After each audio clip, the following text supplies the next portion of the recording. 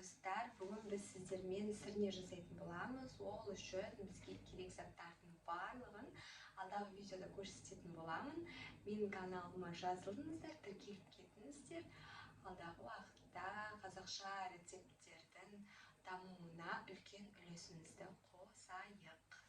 Қыздар, біз енді сырне жасауға кірісеміз. Ол үшін бізге қойдың еті болсын, сиырдың еті болсын, жылқының еті болсын, ешқандай не болмайды.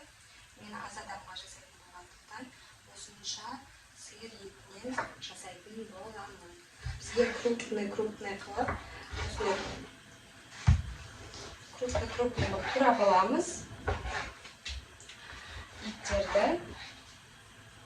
Кішкентай асығыс болсаңыздар, енді кішкентай турап алсаңыздар да болады.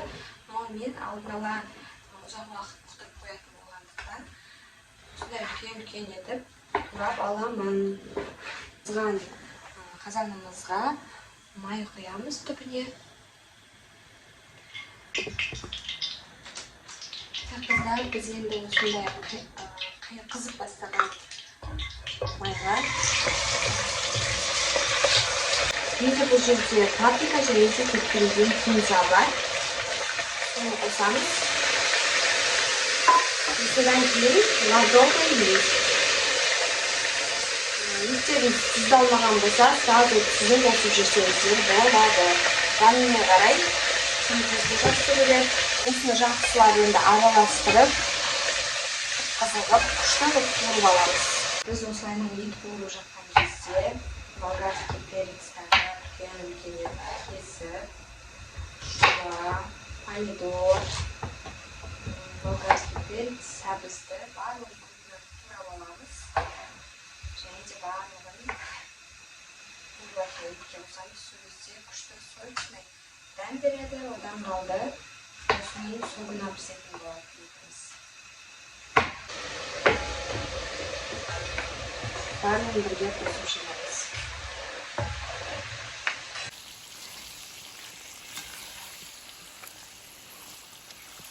Біздің етіміз пісіп жатқан кезде біз осындай сырненің гүл қылып орама жасаймыз. Ол үшін бізге фарш, сәбіз, жуа. Жуа негізі екі пайдалансаңыздар болады. Мен де майда болғаннан кейін түртіп салдым. Енді осылардың барлығын майдалап фаршымызға саламыз. Тұз, бұрыш қана саламыз. Қыздар, осындай қылып сорғы шыққаннан кейін қосқан заттардың барлығынан бұны өте қатты жай отқа қойып 3 сағатқа қойсаңыздар болады.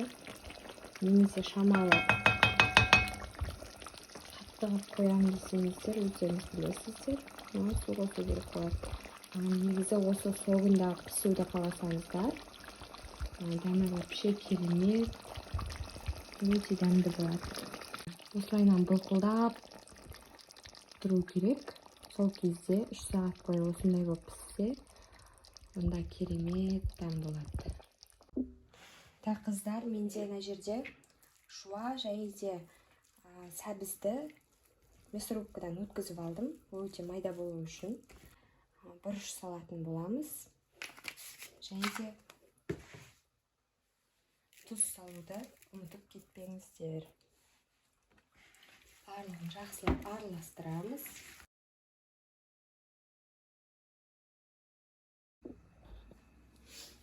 Қыздар, қамырды жайып аламыз. Қолыңыздың көлемінде қалатындай қылып, ama үлкеніректеу қылып,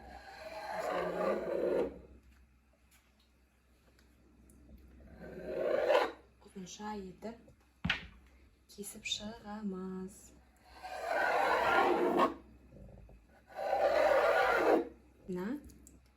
Фаршымызды салып шығамыз.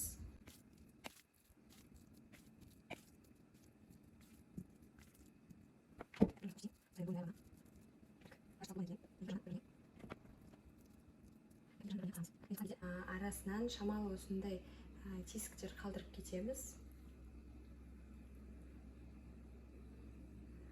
Ол піскен кезде әдемі көрінеді, одан бұрын жаңағыдай пісуіне де жақсы көмектеседі.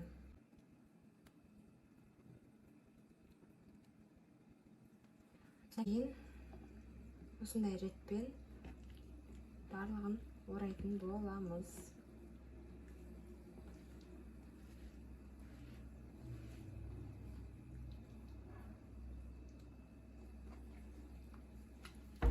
Сол кезде сіздерде осындай розочка пайда болады. Бұл піскен кезде өте әдемі болып көрінеді. Олардың барлығы гүл сияқты ашылады қазір.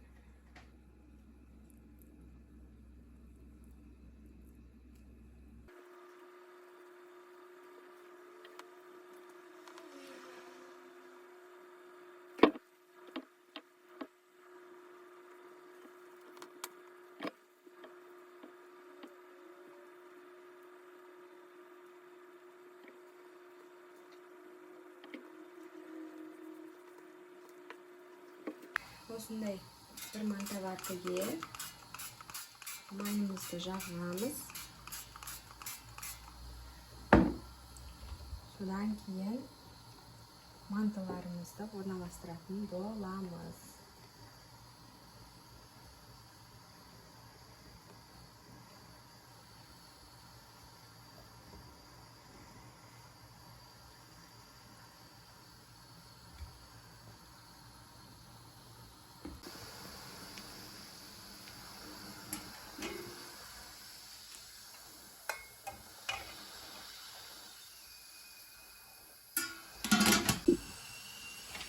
Пісуге 1 сағат қалған кезде картошкаларымызды саламыз. Байқасаңыздар, әлі бағанадан бері ешқандай су құйған жоқпын. Өзінің соғында осындай бұлқылдап пісіп жатыр. 2 сағаттай қайнады. 2 сағаттан кейін енді картошкасын салып 1 сағат